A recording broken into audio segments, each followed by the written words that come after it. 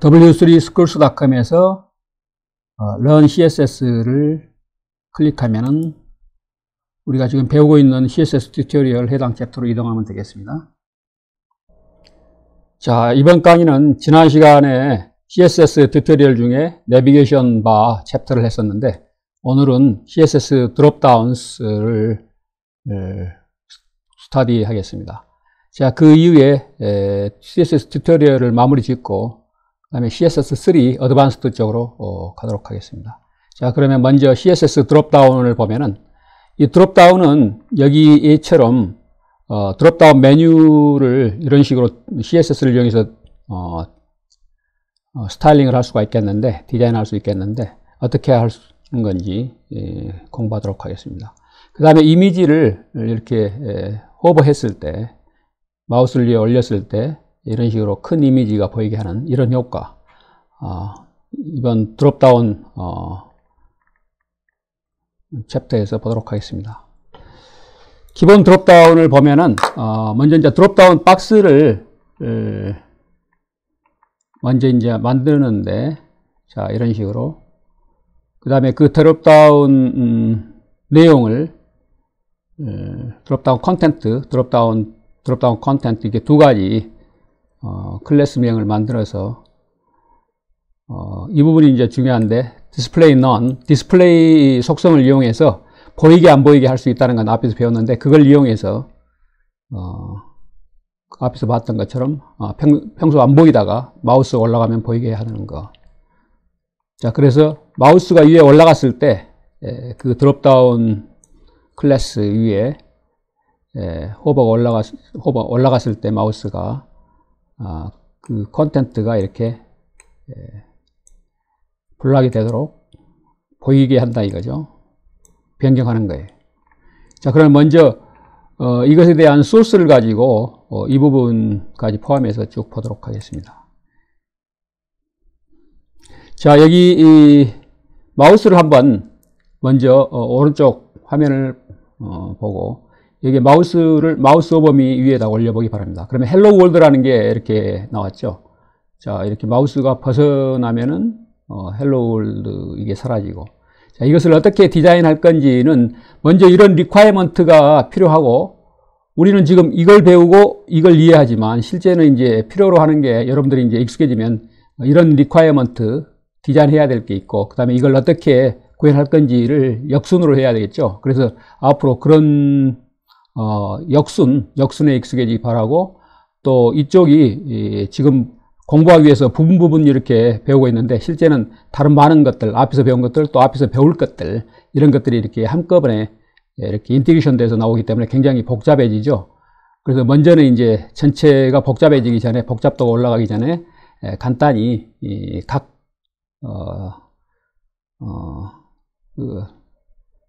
각각의 이런 속성이라든가 어떻게 드롭다운을 만드는 거라든가 이런 것들을 부분 우리가 배워서 이해를 해야 되겠습니다.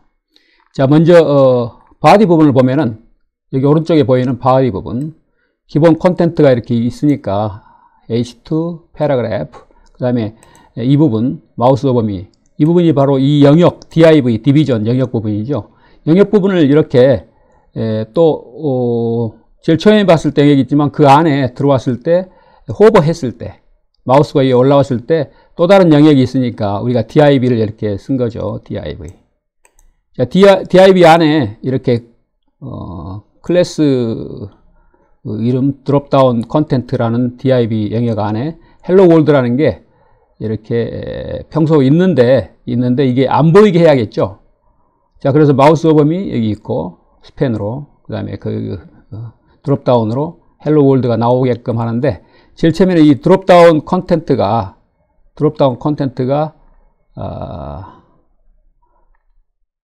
여기서 본 것처럼 디스플레이가 none이죠. 자, 여기서 설명하려는 거 위주로 주로 보겠습니다. 앞에서 배웠던 것들은 다 또 다시 설명하면은 시간이 많이 지체되고 또 반복되기 때문에 핵심 내용 위주로 쭉 진행하겠습니다. 자, 그 다음에 여기 이 Z인덱스 이런 것은 필요가 없는데, 이걸 하더라도 똑같은 결과를 우리가 볼 수 있는데, 이런 것들을 한번 여러분들이 실습을 통해서 한번 없애도 보고 그렇게 해서 하고, 여기서 설명하려는 것 위주로, 핵심 내용 위주로 설명하도록 하겠습니다. 자, 그럼 마우스가 올라갔을 때, 자, 그래서 어떤 식으로 이렇게 표현할 건지, 자, 마우스가 올라갔을 때, 그래서 그 드롭다운 컨텐트의 이 내용이죠. 이 내용을 디스플레이를 넌으로 돼 있던 것을 이렇게 디스플레이를 블록으로 바꾸는 거죠. 제일 처음에는 디스플레이가 만약 없다고 했을 때, 처음에 이게 있는 거죠. 처음부터. 그런데 제일 처음에는 이제 안 보여줬다가, 나중에 이제 그것을 디스플레이 속성을 이용해서 블록 화면으로 이렇게 나타나는 거니까, 그래서, 그 다른 뭐 별도의 프로그램이 없이 CSS만 가지고 이런 효과를 보여줄 수가 있겠습니다. 자, 이 밑에 이제 자세한 설명을 이렇게 하고 있는데, 앞에서 배운 포지션 렐러티브라든가 앱솔루트 이런 것들도 이용하고, 자, 그 다음에 메뉴를 한번 보겠어요. 드롭다운 메뉴. 자, 어떤 경우는 이제 이렇게 그 UI, UX 측면에서 이런 메뉴를 디자인할 필요가 있겠죠. 평소 안 보이다가 마우스가 올라갔더니 이렇게 하이퍼링크가 걸린 A 태그들을 써서 리스트로 이렇게 보여주는 것들이 이렇게 나오도록 하는 거. 마찬가지로 블록을 이걸 보고 이제 어떻게 우리가 구현할 건지 역순으로 이런 리퀘어먼트가 있고 요구사항이 있고 그걸 어떤 식으로 이제 우리가 구현할 건지 CSS 어떤 식으로 구현할 건지 그걸 이제 고려를 해야 되는데 자 먼저 기본 내용을 바로 소스 쪽으로 가서 여기서 앞에 똑같은 내용인데 여기서 보도록 하겠습니다. 자 기본 바디 부분을 보면은 자 이런 식으로 바디 부분을 보면은 먼저 이해하기가 쉽죠. 자 그래서 바디 부분 H2 헤딩 부분 패러그래프 있고 그 다음에 div 드롭다운이 있죠. 이 드롭다운에 앞에서 같은 테크닉으로 드롭다운 위에 마우스가 올라왔을 때 그러니까 일단 드롭다운의 클래스로 이렇게 드롭다운을 사용하고 그 다음에 그 안에 또 이렇게 필요한 버튼도 이렇게 만들고 그 다음에 그 안에 영역이 div 영역이 이렇게 있다. 그 영역은 저 리스트니까 리스트를 써서 하는데 그게 전부 다 이렇게 하이퍼링킹이 걸려있는 A 태그들을 써서 이렇게 링크 1, 2, 3를 보여주고 있죠. 자, 링크 1, 2, 3. 자, 이것을 보면은 하이퍼링킹이 걸려있고 링크 1, 2, 3인데 이것을 이런 식으로 밑으로 수직으로 이렇게 쭉 버티컬리 이렇게 보여주려면은 우리가 A 태그 금방 봤던 것들을 div 영역을 쭉 전체를 쭉 처음부터 보면은 드롭다운 버튼에 대한 것은 이렇게 스타일링을 하고 그 다음에 이제 커서 포인터는 이렇게 나오는 손 모양으로 나오는 이걸 보여주는 거고 그 다음에 드롭다운이라는 div 영역 여기 이 영역이었죠. 거기에 포지션 렐러티브 앞에서 했던 것처럼 이 렐러티브를 써야 그 다음에 앱솔루트가 그 영역 안에서 의미가 우리가 배운 것처럼 있기 때문에 그 다음에 디스플레이는 그 리스트 되는 이런 거 드롭다운 리스트는 먼저 디스플레이를 써서 넌으로 하고 다른 방법으로 물론 구현도 할 수 있지만 여기서는 디스플레이 쓰고 여기 이런 형태로 이제 구현하는 예를 보여주기 때문에 꼭 이것이 유니크한 예는 아니지만 한 사례를 보여주고 있어요. 자, 이 Z-인덱스는 여기서 뭐 안 쓰더라도 이렇게 드롭다운 리스트에 대한 설명에서는 그것과 연관된 내용을 이해하는 데는 지장이 없으니까 이 부분은 불필요한 부분은 좀 빼고 이렇게 봐도 되겠어요. 자, 그 다음에 드롭다운 컨텐트. 드롭다운 컨텐트에 속한 A. 드롭다운 컨텐트가 보이는 거죠. 드롭다운 컨텐트가 속한 A가 기본으로 이런 것이 이렇게 있는데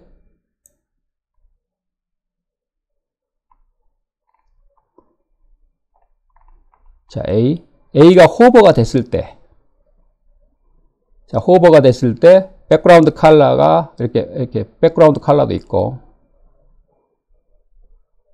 A가 이렇게 호버가 됐을 때 이걸 이야기하는 거죠.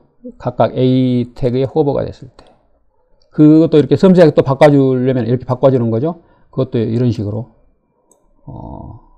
속성, 그 다음에 속성 값을 이렇게 디파인 해주면 되겠어요. 그 다음에 드롭다운 콘텐트를 이렇게 한 것이 이거고, 금방 봤던 거고, 드롭다운 이것에 대한, 호버. 그러면 그것에 속한 이 클래스명, 이건 클래스명이죠. 드롭다운 콘텐트란 클래스명. 그것이 이제 블록으로 된다. 보여준다, 이 말이죠. 보여준다.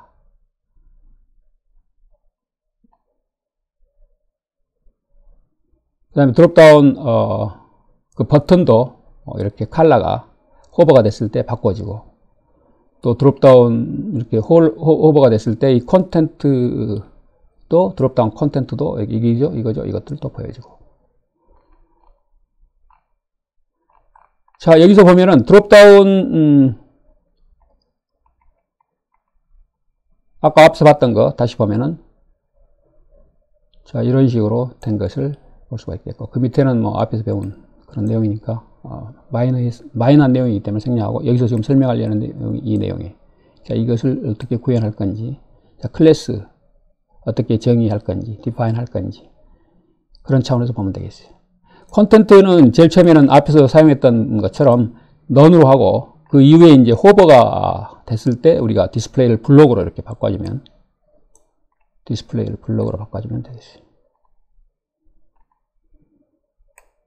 이렇게.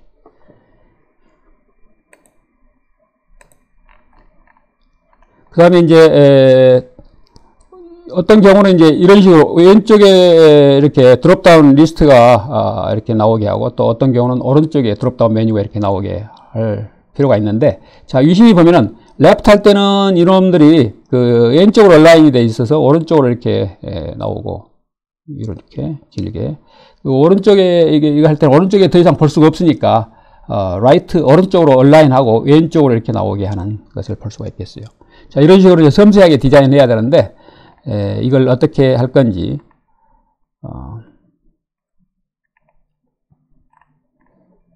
자, 이 내용을 보겠습니다. 자, 여기서도 마찬가지 기본 구조를 바디 부분에 있는 이 내용을 가지고 먼저 보면은 여기까지 보고, 그 다음에 그 밑에 여기까지가 그거죠. 그 다음에 그 밑에 이 부분을 지금 주의 깊게 봐야겠습니다. 자, 앞에서 같은 요령으로, 자, 클래스 전체에 대한 클래스명, 그 다음에 버튼에 대한 클래스가 있고, 그 다음에 그것 위에 마우스 올라왔을 때 나타날 또 div, 앞에서 썼던 그 방법을 그대로 이렇게 이용하면 되겠어요. 자, 저 처음에는 이제 스타일을 left 제로, 이렇게 했는데, 오른쪽 걸, 이렇게 했을 때는 이제 right 제로로 바뀌겠죠. 자, 플로트도, 이 스타일, 인라인 스타일을 썼는데, 이 부분도 이제, 얘처럼 인라인을 썼기 때문에 인라인에서 어떻게 동작하는 건지 주의 깊게 보면 되겠어요. 플로트 이거 레프트로, 한 것에 대해서 먼저 보여주고, 그 다음에 오른쪽에 대한 것은 여기서 오른쪽에 따로 영역이 있죠. 그래서 div 영역을 따로 이렇게 잡고, 오른쪽에 있는 것은 플로트가 라이트죠. 그래서 라이트.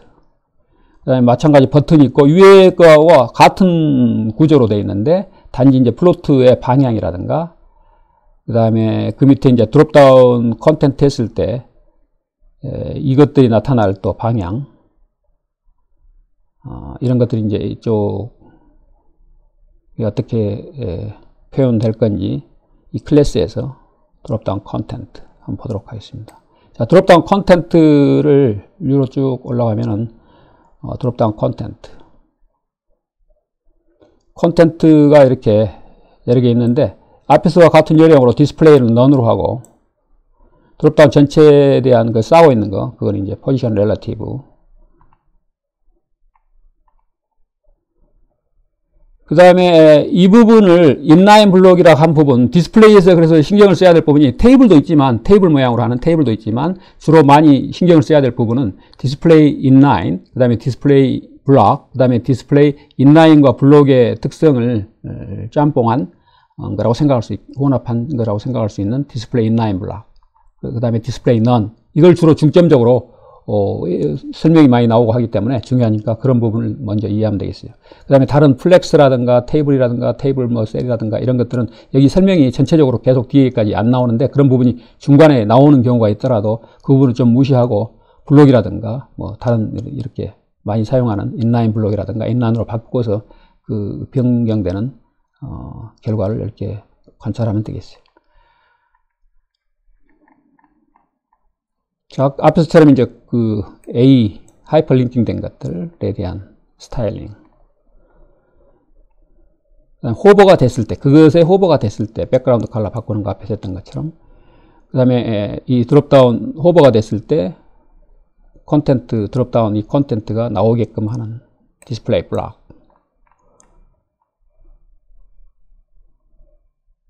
버튼도 이렇게, 컬러가 이렇게 바뀌죠. 버튼도 여기에 표현했고. 만약 이것을 여러분들이 버튼을 확실하게 좀 컬러를 더 바꾸고 싶다. 이렇게 하면 바꿔주면 되겠어요. 자, 그래서 이 스타일 플로트가 전체적으로 이렇게 작용이 되니까 뒤에서 뭐 클리어한 게 없죠. 그래서 플로트가 전체적으로 작용하니까 플로트 여기는 라이트가 되겠고 이러면 플로트 레프트가 되겠어요. 위에서 스타일 여기 속성과 값에서 보여주는 대로. 그 다음에 드롭다운 이미지. 자, 이렇게 위에 마우스가 올라왔을 때, 호버가 됐을 때, 자, 소스를 보면은, 마찬가지로 먼저 쉽게 이해하기 위해서 기본 구조를 보면은, 바디 부분의 콘텐츠를 보면은, 드롭다운 이미지가 H2 헤딩이 있고, 그 다음에 패러그래프가 있고, 이 부분이죠. 이 부분을 또 div를 써서 어떻게 이런 걸 보여주는지, 이 부분을 주의 깊게 보면 되겠어요. 자, 이제 먼저 나타날 뭐 이미지라든가, 그 다음에 또 그 콘텐트 영역을 위한 또 div를 따로 정의해서 그 안에 또 보여줄 이미지라든가 이런 것들을 이 안에 담고 있으면 되겠죠. 이미지를 보여주는 거니까. 자, 그래서 이것을 보고 이게 이미지, 그리고 이것을 전체 이렇게 담는 컨테이너인 div, 그 다음에 또 마찬가지 이걸 호버가 됐을 때 그걸 담고 있는 div, 이것이 이 속에 임베디드가 되고 이런 식으로, 그 다음에 이미지도 이 div에 임베디드가 되고 이런 식으로, 그렇게 해서 그거에서 이제 스타일을 부여하는데 그 div에 각각 클래스명을 줘서 하나는 드롭다운 전체 컨테이너는, 그 밑에 나타나는 이미지를 포함하는 그것은 드롭다운 콘텐트를 포함한 그것은 드롭다운 콘텐트라는 클래스명으로 그걸 가지고 이제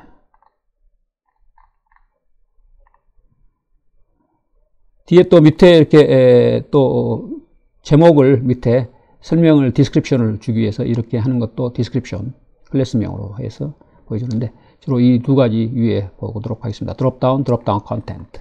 앞서 봤던 그 요령으로 드롭다운 렐러티브, 드롭다운 콘텐트 앱솔루트. 그다음에 Z-인덱스는 뭐 이건 뭐 여러분들이 나중에 이제 Z-인덱스 잘 아니까 넣고 해도 뭐 상관없겠지만 혹시 좀 아직 복잡도가 많은 것들이 막 한꺼번에 포함되면은 좀 여러분들이 혼동될 수 있으니까 좀 단순화시켜서 보고 싶으면은 불필요한 부분을 좀 빼고 이렇게 해도 되겠어요. 막스도 뭐 섀도우를 준 거죠. 섀도우 준지 안 준지 희미하긴 하지만 여러분들이 섀도우를 확실하게 더 주고 싶으면 변경해 보면 되겠어요. 자, 드롭다운 아까 앞에서 했던 것처럼 호버가 됐을 때 그 클래스명 드롭다운 컨텐트 그걸 이제 블록으로 바꿔주고, 제일 처음에는 이제 이렇게 디스플레이가 넌이었지만 그 같은 요령이죠. 핵심은 이거죠. 결국 나타나게 하고 없다가 나타나게 하는 거. 디스플레이 넌이었다가 디스플레이 블록으로 바꿔주는 거.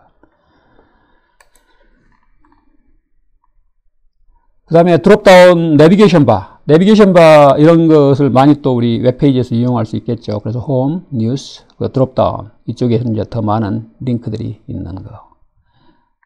앞에서 배운 것들을 이제 한꺼번에 인티그레이션 한 거죠.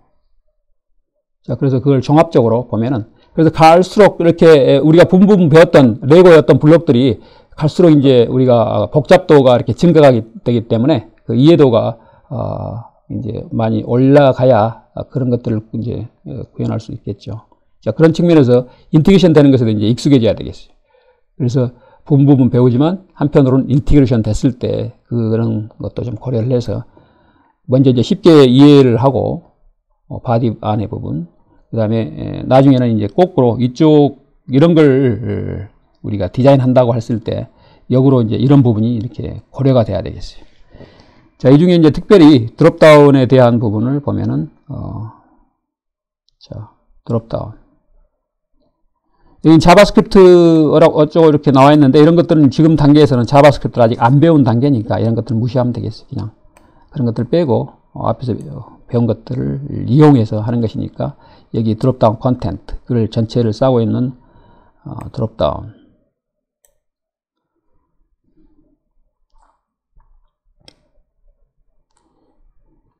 또 이런 것을 리스트, 어노드드 리스트 이걸 가지고 이렇게 표현할 수 있고, 그 다음에 그것들이 리스트는 이제 블록이니까 그것은 이제 인라인처럼 이렇게 플로트 시켜야 되니까 플로트 레프트로.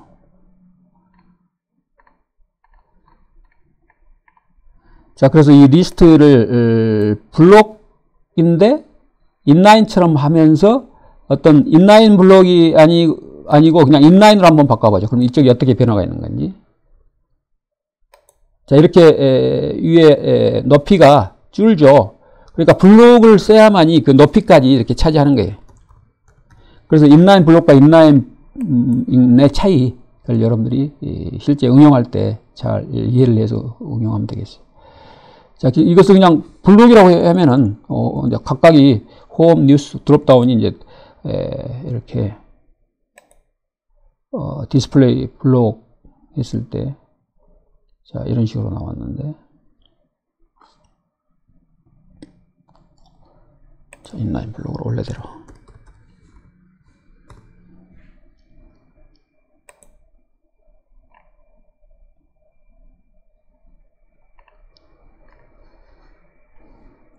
자, 여기서 이제 리스트에 A 호버 했을 때 또 이런 것들을 잘 보면 되겠어요.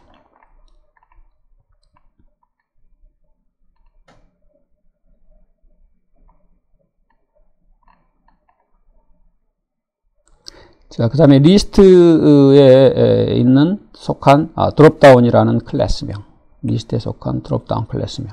자, 밑에 쭉 한번 보면 리스트에 속한 드롭다운 클래스명. 자, 이거죠. 드롭다운.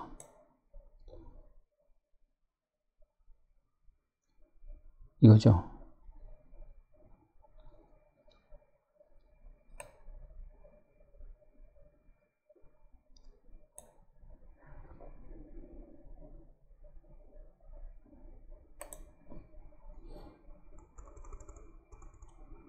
자, 지금 단계에서는 이 부분은 여러분들이 빼고 해도 되겠어요.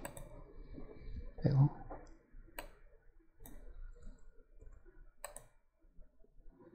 자, 이 부분은 이제 빼고.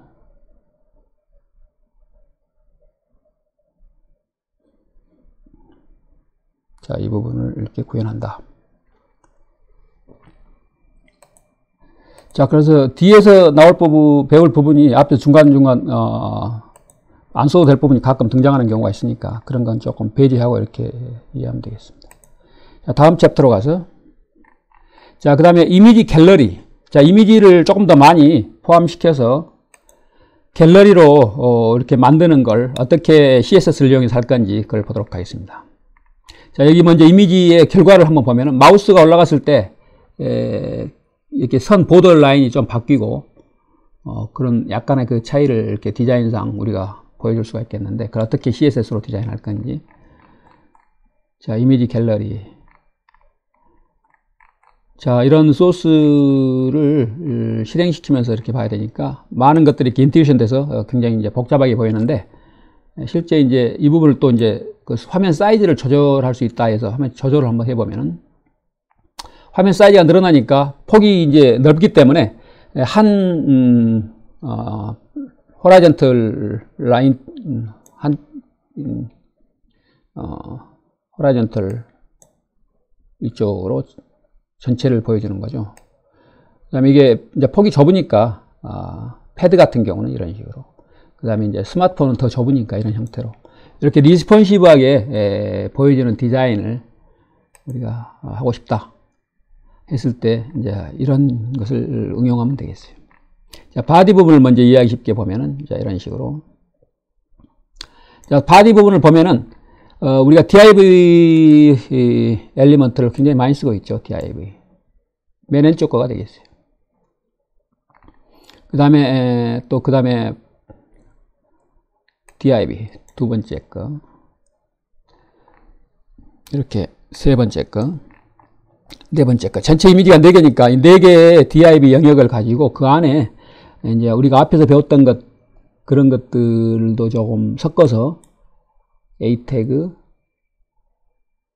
그 다음에 이미지 이도 안에 집어넣고, 그래서 하이퍼링킹, 이미지를 클릭했을 때 이게 하이퍼링킹이 걸려있다는, 링크가 걸려있다는 걸 의미하죠. 자, 이걸 클릭했을 때는 이제 이 큰 화면으로 갈 수 있게끔 하이퍼링킹 시켜주고, 그래서 원래 큰 이미지도 이렇게 두고, 여기다. 그래서 새로운 화면에, 윈도우에, 디스크립션도 이렇게 넣어두고, 하는 것들을 전체를 하나의 div 영역에 넣은 거예요. 그리고 필요한 스타일들을 위에 넣어놨는데, 그 중에 이제 호버라든가 앞에서 사용했던 이런 것은 앞에서 했던 것과 같은 요령이니까 그걸 이용하고, 플로트도 이렇게 플로트가 되도록 이렇게 한 거니까. 자, 그 다음에 이미지가 이렇게 유스를 100%로 이렇게 해야겠어요. 이걸 100%로 해야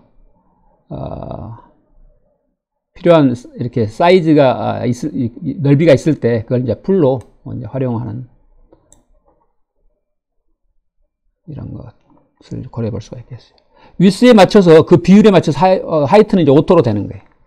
그걸 할 때 이런 식으로 오토로 하면 되겠어요. 하이트는 위스가 이제 줄어들면은 하이트는 거기에 맞춰서. 자, 다른 내용 전체적으로 똑같은 걸 이렇게 반복해서 4개의 div 영역들이 있다. 자, 다른 애들을 한번 참조해보고. 자, 이미지 스프라이트는, 이건 이제, 생략하고 지나가겠습니다. 그래서 개인적으로 이건 해보고, 생략한 부분은, 여러분들이 참고용으로 해보고, 나중에 퀴즈라든가 시험 문제에서 따로 물어보지는 않겠어요. 자, 그 다음에, attribute selector. 자, attribute은 이제 속성이죠. CSS의 attribute. 원래 이제, CSS는 속성이라고 하는데, 이것은 이제, HTML의 어떤 attribute, 그걸 이야기하는 거예요.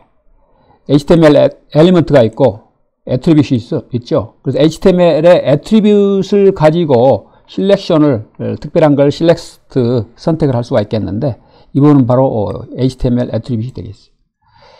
자, 애트리뷰트는 자, 이렇게 이거죠. 실제 예를 보면은, 자, A 태그 밑에 태그를 보죠. 그러면은 이런 것들이 바로 애트리뷰트이죠. 애트리뷰트. A의 또 타겟. 이런 것들이 다 애트리뷰트. CSS의 프로퍼티 속성하고 우리말로는 똑같은데 이게 애트리뷰트이다. 이 애트리뷰트를 선택적으로 선정을 해서 선택자로 이용할 수가 있다. 그게 바로 애트리뷰트 셀렉터가 되겠어요. 자, 애트리뷰트 셀렉터는 이렇게 밸류 없이도 할 수 있지만 밸류를 가지고 하는 경우로 또 보도록 하겠습니다. 그래서 더 구체적으로 애트리뷰트 있는 선택하는데 그 중에 블랭크인 것을 선택을 해서 거기에 백그라운드 컬러를 옐로우로 한다. 이렇게. 이건 블랭크예요. 이것만 블랭크, 타겟이 블랭크죠. 다른 것들은 이제 타겟이 없거나 다른 탑으로 이렇게 돼 있고. 자, 불필요한 것들 탭을 좀 닫고 계속 하겠습니다.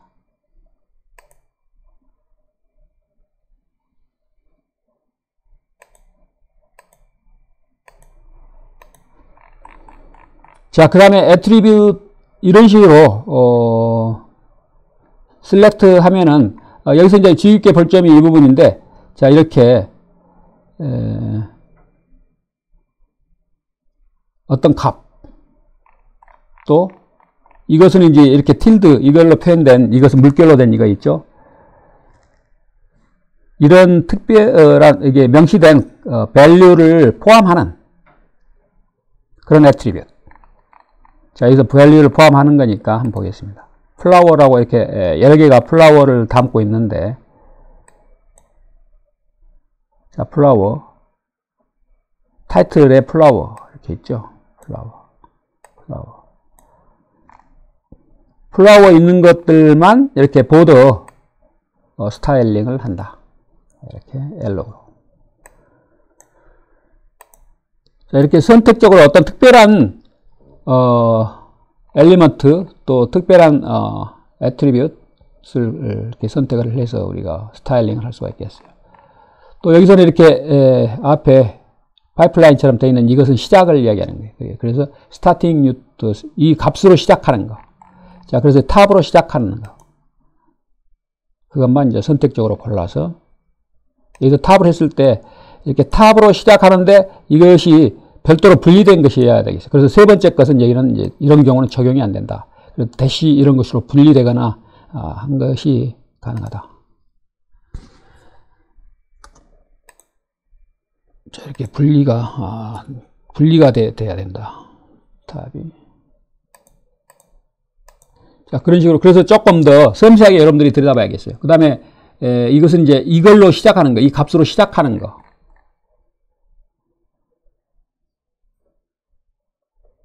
그런데, 여기서는 앞에하고 이제 틀리게, 약간 틀리게, 이것도 포함한다. 앞에서는 이건 포함 안 됐죠. 단어가 별도로 분리되었어야 되는데, 대시라든가 이런 식으로. 여기서는 무조건 그 뒤에 바로 대시가 있건 없건 상관없이 탑만 포함하고 있다면, 그것으로 시작한다면 다 적용한 예를 볼 수 있겠습니다. 그 다음에 이건 이제 달러 사인이 붙은 것은 끝났을 때, 테스트로 끝났을 때, 이렇게 테스트로 끝났을 때. 그래서 그것들은 이렇게 백그라운드를 이렇게 옐로우로 하는 스타일링을 우리가 부여할 수가 있겠어요. 그 다음에 이것은 이제 어떤 특별한 값을 포함하고 있는, 여기서 명시한 값을 te 하면 te를 포함하고 있는 것은 te를 포함하고 있다.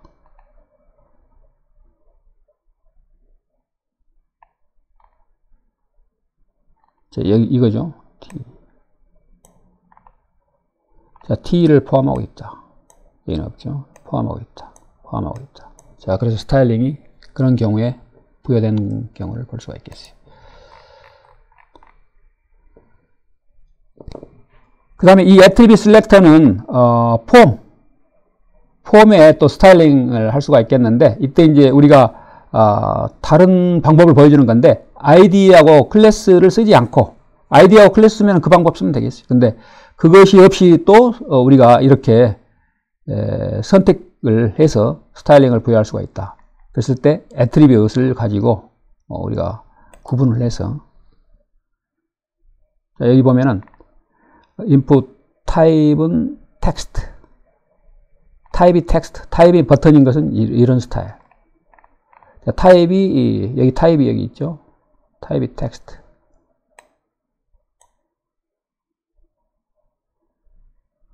first name type text. 그 다음에 마지막 것은 이제 타입이 버튼이니까 여기 이런 스타일이 적용된 걸 볼 수가 있겠어요.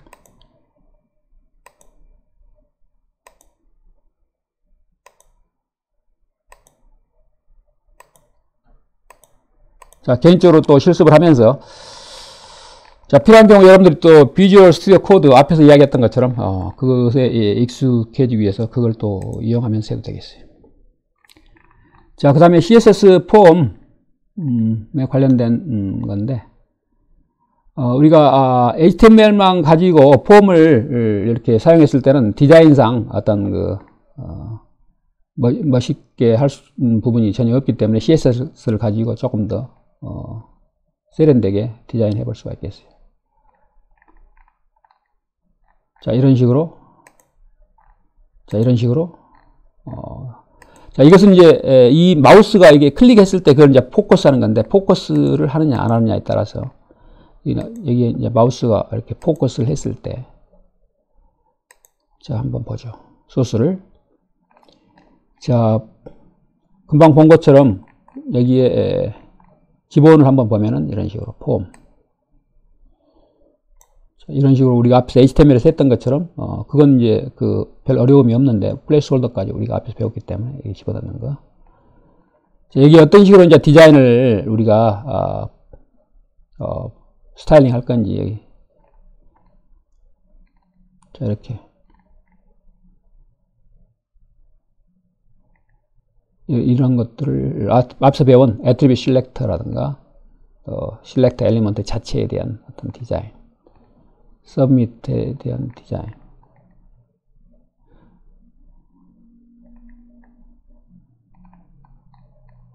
자, 이런 것들을 가지고 이렇게 디자인할 수도 있다. 자, 그 다음에 인풋 필드를 보면은 이렇게 길이를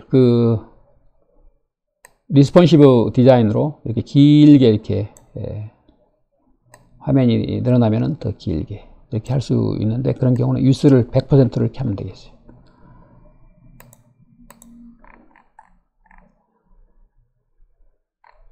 자, 다른 것들은 참조해보고. 자, 그 다음에 여기 이제 패딩을 좀 더 넣어서 인풋 필드에다가 이렇게 디자인을 하려면은 거기에 패딩을 넣어서 이렇게 하고, 그 다음에 이 두 개가 이제 보더박스 이 박스 사이징을 보면은 이 부분을 만약 생략하고 한번 보죠. 생략하고 보면은 여러분들이 이 뒤에까지 이렇게 쭉 연이어서 돼 있는데 그 부분이 안 보이죠. 그래서 유스를 100% 하고 보더박스를 앞에서처럼 이렇게 박스 사이징을 했을 때 이 부분이 이제 끝까지 잘 보이겠는데, 만약 그런 부분을 안 쓰면은, 자, 이렇게 되기 때문에 디자인상 어떻게 세련된 면이 없죠. 그래서 이런 경우에 유스 100% 쓰고, 그 다음에 보더 박스는 박스 사이징, 우리가 앞에서 배운 이런 것들을 이용하면 되겠어요.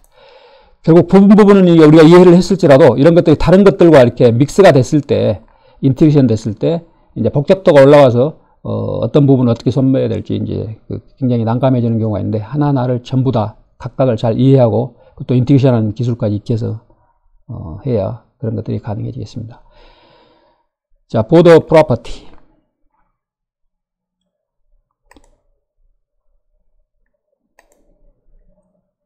자, 박스 사이징 썼죠. 박스 사이징 안 쓰면은 앞에서처럼 좀 이렇게 되고. 자, 그래서 그런 것을 이용했다.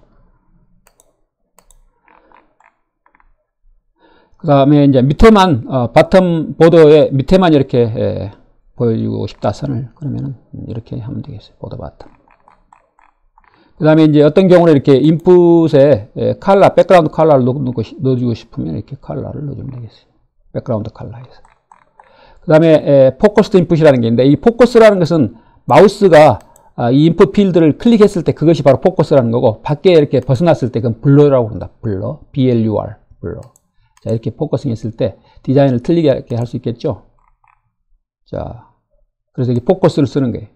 우리가 앞에 호버 했던 것처럼 여기서는 이제 포커스. 앞에는 호버였죠. 호버. 마우스가 단순하게 위에 올라갔을 때는. 그런데 여기서는 이제 앞에서 셀렉터를 쓰고 거기에 이런 포커스라는 슈도 클래스를 써서, 이것도 이제 일종의 슈도 클래스죠. 다른 앞에서 배운 호버 이런 것처럼.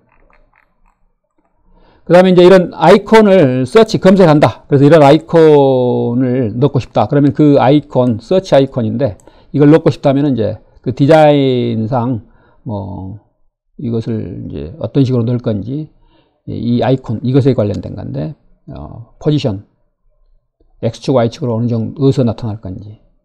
그 다음에 no repeat. 만약 이걸 리피트 한다.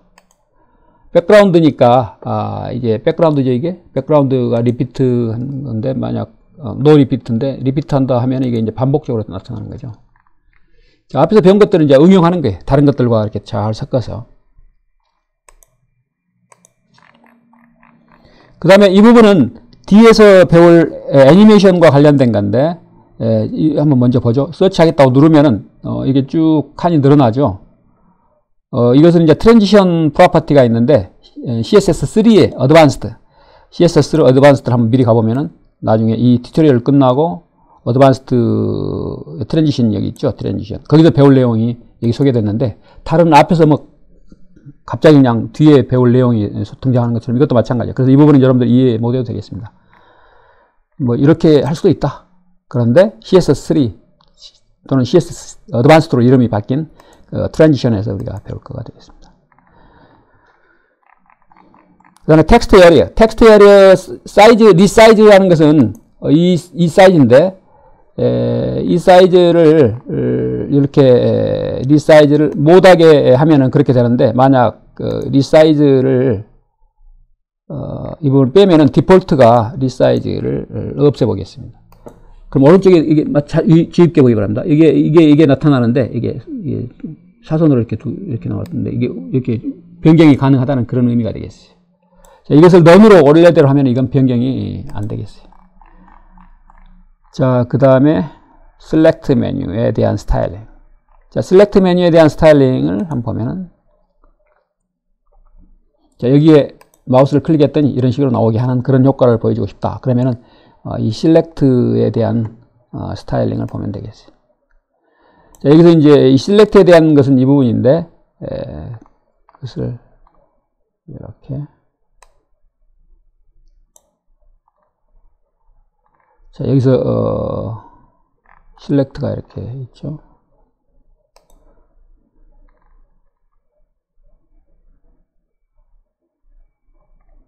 자, 이렇게, 이런 폼도 만들 수가 있겠고, 앞서 배운 것들이죠. 단지 거기에 이제 select에게 스타일링을 부여한 거예요.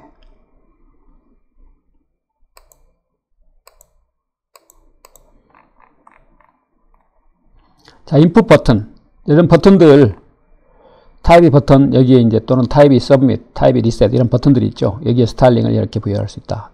그것 또는 이것 또는 뭐 여기는 똑같이 이런 스타일을 부여할 수가 있다. 그 다음에 리스폰시브 폼. 리스폰시브 폼은 항시 데스크탑 PC의 스크린 사이즈와 관련된 거예요. 스크린 사이즈, 패드의 스크린 사이즈, 스마트폰의 스크린 사이즈가 가변이 변경이 되더라도 거기에 한번 보죠. 그 화면 사이즈에 맞춰서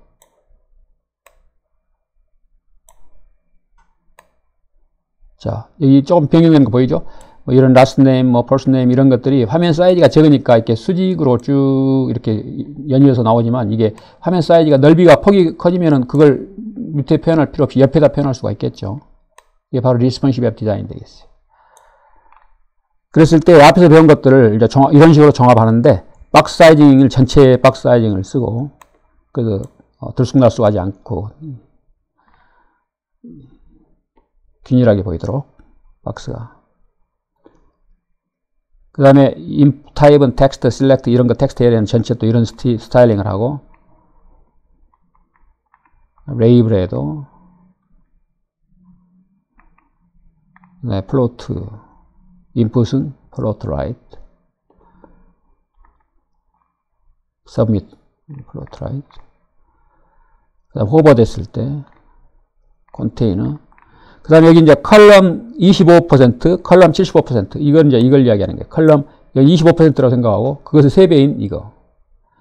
자, 이것을 여기 디자인상 나중에 이제 자주 볼 텐데, 부트스트랩에서도 이런 것들을 자주 볼 텐데, 미리 정해진 클래스명이라고 생각하면 되겠어요.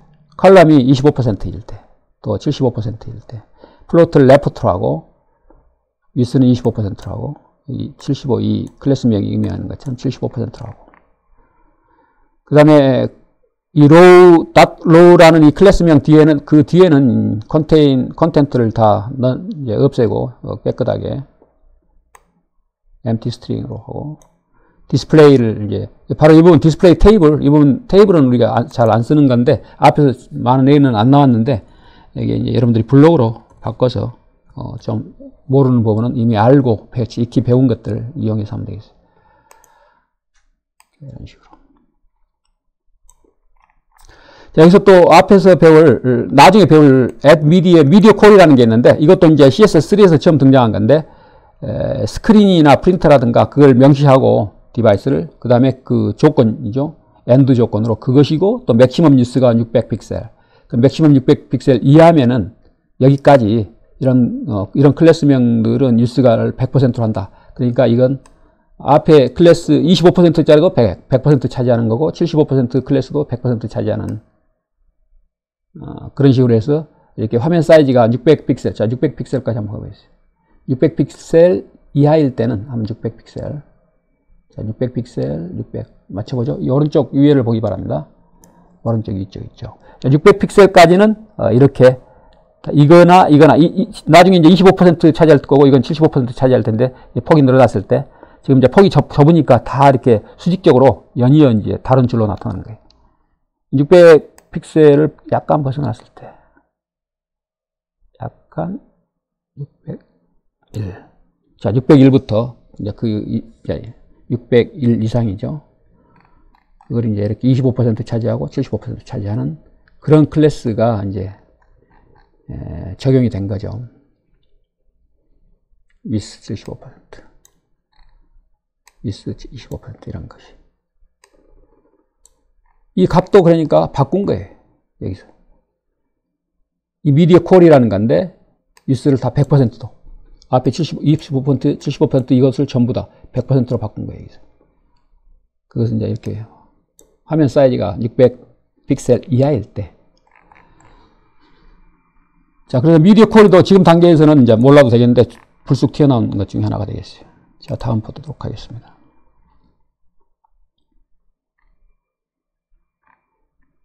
Next chapter. 자, 카운터는 이제 생략하고, 화면을 좀 줄여서, 우리가 어디쯤에 있는 건지.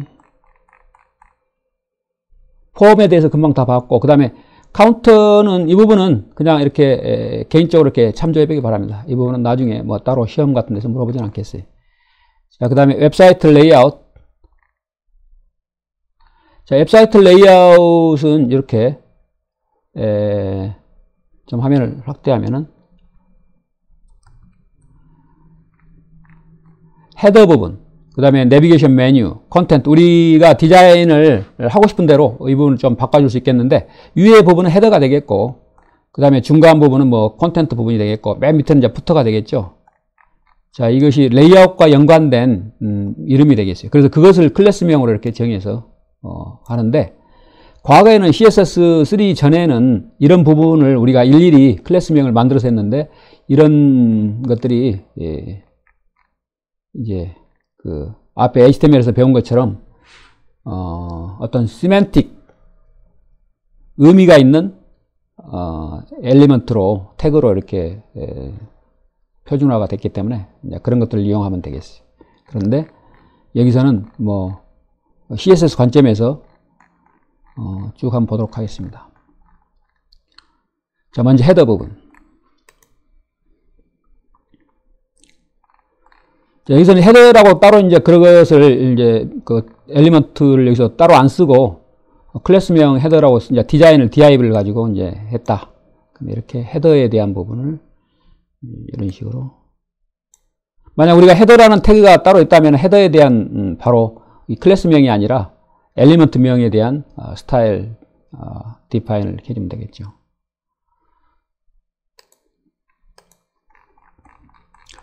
자, 그 다음에 내비게이션 바. 내비게이션 바도 마찬가지. 이렇게 링크 관련된 것들이죠. 그래서 앞에서 이제 이렇게 그 링크를 시킬 뭐 리스트라든가 A 태그를 가지고 뭐 하는 거라든가 이런 것들을 많이 봤었는데 이제 그것과 유사한 그런 것들을 이용한 거예요. 이 부분이 되겠어요. 그리고 이것에 대한 스타일링을 어떻게 할 건지. 탑 내비게이션, 탑 nav, div 영역 속에 넣었죠. 헤더는 헤더라는 div 영역 속에 클래스명 헤더 속으로. 내비게이션. 이렇게 별도의 틀린 영역 레이아웃이니까 틀린 영역 그것을 그 성격에 맞춰서 영역을 차지하고 그 다음에 그것에 이름을 붙여서 그 이름의 클래스명의 스타일을 부여한다. 탑, 내부, 여기 오버플로우일 때 히든으로 뭐 하고 뭐 그 다음에 A 그 중에 거기에 속한 A 하이퍼링킹 되는 그런 부분 A 태그들은 플로트 시키고 왼쪽으로 이렇게 디스플레이를 하고 디스플레이 여기서 이제 인라인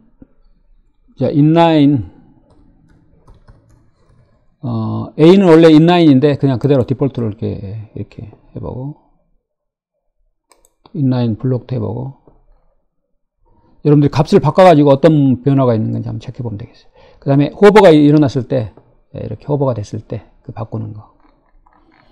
자, 이런 앞에서 배운 것들을 이제 여기 이런 식으로 이렇게 그 인티그레이션해서 다른 것들과 응용하면 되겠어요. 그 다음에 이것은 이제 콘텐츠가 이제 화면 크기에 따라서 한 칼럼짜리냐, 두 칼럼짜리냐, 세 칼럼짜리냐. 이제 한 칼럼짜리는 이제 모바일 스마트폰이라든가, 그 다음에 두 칼럼짜리는 태블릿 PC라든가 랩탑, 그 다음에 세 칼럼짜리는 이제 데스크탑 PC의 화면 사이즈라고 생각하면 되겠어요. 이렇게 전체. 자, 그것을 이렇게 칼럼에 따라서 유스가 이제 3등분 하면은 33%씩 각각이 균등하게 차지할 거고, 여기서도 마찬가지 미디어 쿼리를 쓴 건데, 각 칼럼이 적을 때는 이제 100% 전체 차지하게끔 하고, 칼럼이. 자, 그래서 그런 테크닉이 미디어 쿼리까지 잘 알아야 되기 때문에, 이 부분은, 그냥 미디어 쿼리 앞에서 나올 부분이 포함되어 있다 하면 여러분들은 그냥 한번 참고로 한번 이렇게 보기 바랍니다. 이 부분은 미디어 쿼리까지 이해를 해야 되는 부분인데, 미디어 쿼리 부분에서 자세히 다룰 테니까, 이런 식으로 디자인할 수가 있다. 참, 결과만 한번 간단히 보고 가겠어요.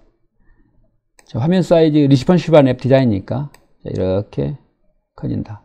여기 사이드에 나올 것이 메인 콘텐트 나올 것이 이것들이 이제 화면 사이즈가 적을 때는 자, 이런 식으로 이렇게 버티컬하게 쭉 연이어서 나오지만 각 라인을 차지하고 유스가 넓으면은 거기에 한 유스 전체 호라이전털 여기에 이렇게 나오는 걸 볼 수가 있겠어요.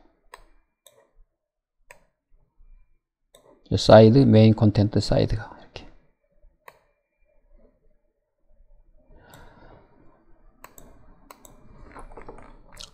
푸터도 마찬가지 맨 밑에 한번 체크해보고. 자, 이 부분은 리스폰시브한 웹 디자인 미디어 쿼리를 쓰는 부분은 그냥 참고로 쭉 보도록 하기 바랍니다. 참고로. 그 다음에 이 부분은 리스폰시브 웹 디자인이 뒤에 CSS3에서 자세히 다뤄지니까 거기서 자세히 보도록 하겠습니다. 그래서 이 기본 튜토리얼 부분에서는 간단히 그냥 그런 부분을 생략하고 가겠습니다. 자, 유닛은 단위인데 단위는 앞에서 배운 것처럼 위스, 마진, 패딩, 폰트 사이즈에 쓰이는 그런 것이 되겠어요. 예를 들면 길이라든가 10픽셀 또는 EM, 2EM 이런 것들, 앞에서 배운 것들, 픽셀 또는 포인트.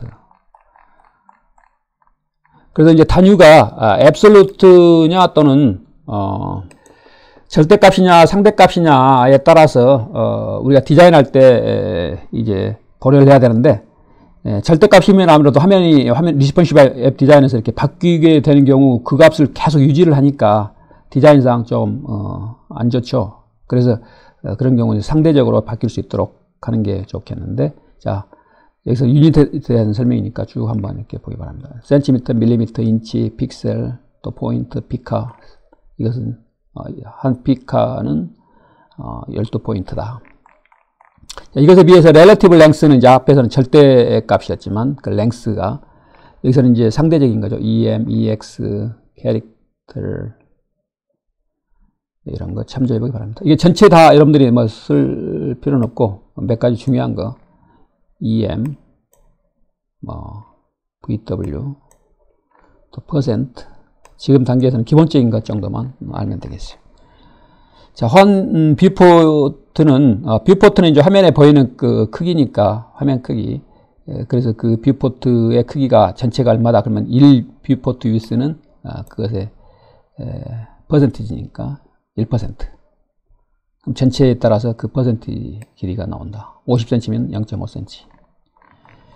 자, 그것을 지원하는 랭스 유닛에 대한 지원 첫 번째 브라우저를 이렇게 명시하고 있어요. 그래서 브라우저에 따라서 유닛도 지원하는 것이 조금 틀린 것을 알 수가 있겠어요.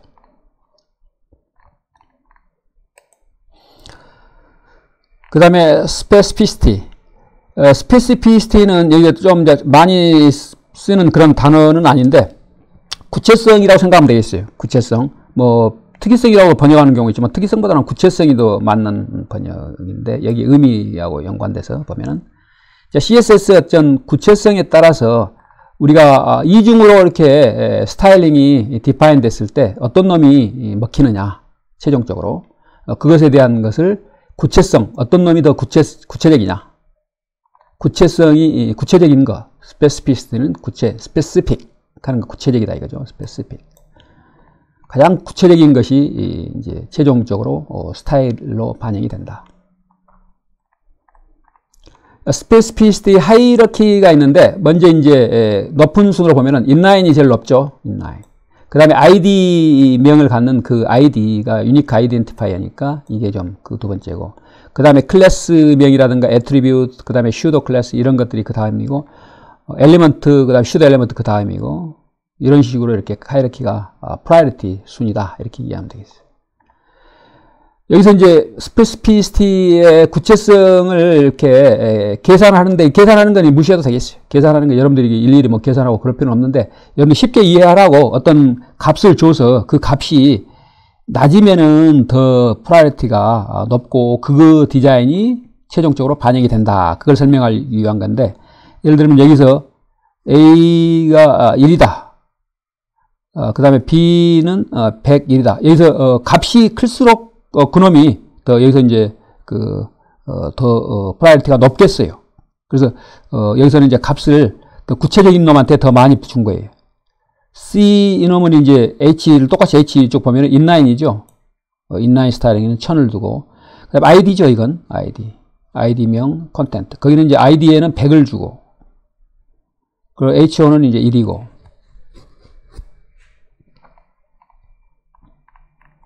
그래서 값이 큰 놈이 더 구체적이다.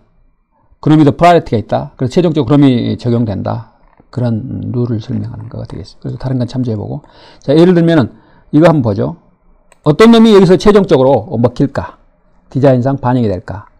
자 여기서 ID는 A가 있고 자 ID A는 뭐죠? 색깔이 그린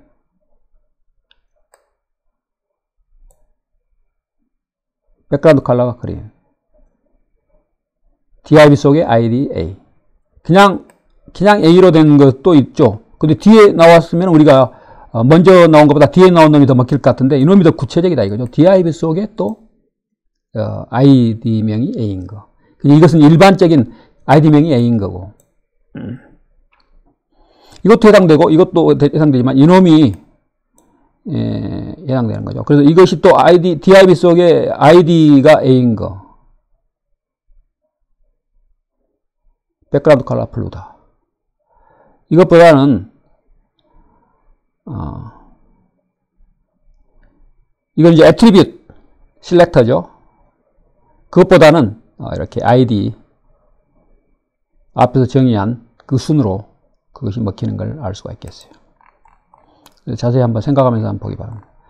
그 다음에 이거 다른 애도 마찬가지고 그래서 그런 식으로 여기서도 마찬가지 어떤 놈이 최종적으로 먹히는 건지 그 디자인이 반영되는 건지 여기도 보면은 H1에 클래스가 인트로가 있고 그냥 클래스 인트로 있죠. 옐로우 그 다음에 H1에 대한 백그라운드는 레드다. 자 그러면 이렇게 이중으로 H1에 대한 백그라운드 H1도 되고 그 다음에 인트로 이것도 되는데 이 중에 이놈이 더 구체적이니까 그냥 엘리먼트보다는 이 클래스가 그래서 클래스 이놈이 이 디자인이 반영이 됐다. 스타일링이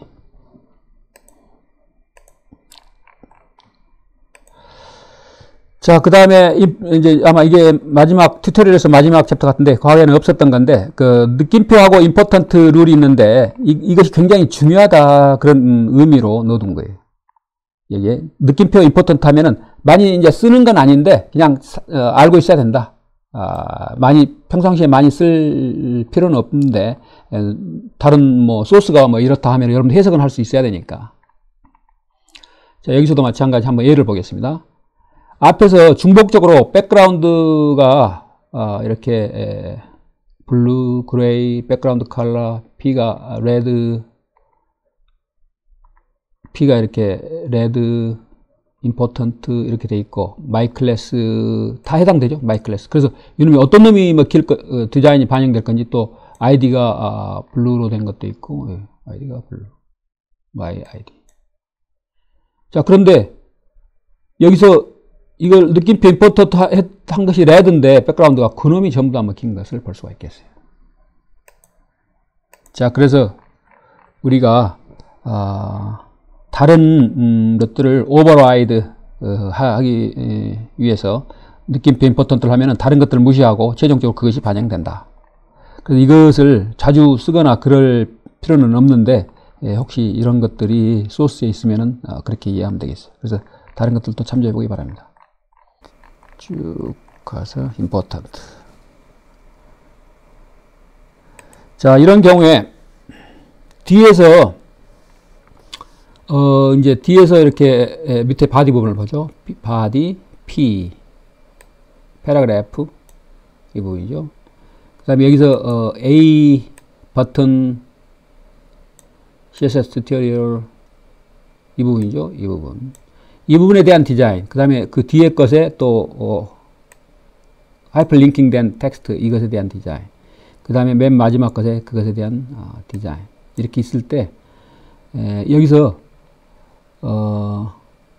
버튼 클래스명 버튼인 것에 대한 여기 프로퍼티 그 다음에 값 정의를 해놨는데 여기 다 임포턴트를 이렇게 해놨죠.